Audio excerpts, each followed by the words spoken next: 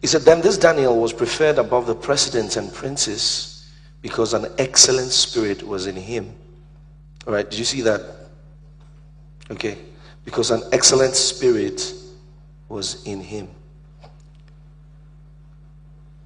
The part I want you to see was this. And the king thought to set him over the whole realm. So clearly you can see he's telling you the reason why the king thought to set him over the whole realm. It was because he had an excellent spirit, which tells you that there are some places you can only get to because your work is good. And this guy could have been, the scripture could have told us that, oh, because he prayed a lot, or because he had a special star on his head. But you can clearly see that the only reason why he was considered, when you see the word in there, he says, and the king thought to set him over the whole realm. You know, sometimes you can have someone who's so good at this job, you say, you just want to make him a leader over the thing. For example, one time I was having a meeting with two of our guys who like are technically good with the camera and all that.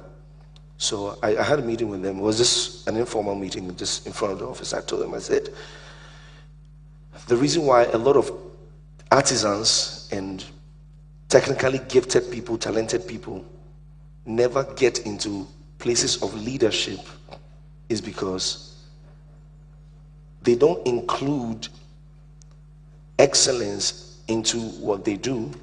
Now, when I talk about excellence, I'm not just referring to just doing your work well, you know.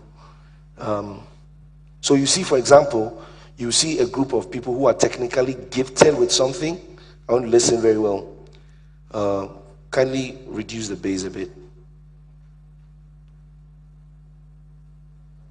So you see someone who is technically gifted with the work that he does, but then it's never made the leader because it's not enough.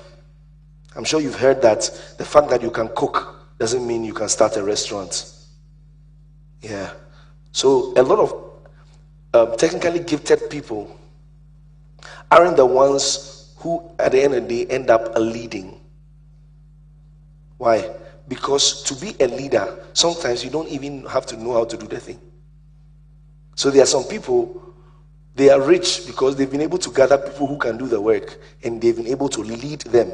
So you can see over here, go back to that scripture, over there that this Daniel was preferred above the president and princes. Now these were all different levels of leaders, but the king thought to set him over the whole realm. He thought to set him to become the leader or the manager of the project. So I told them something. I said, sometimes when you give artisans work to do, it sometimes can be in the house of God, right?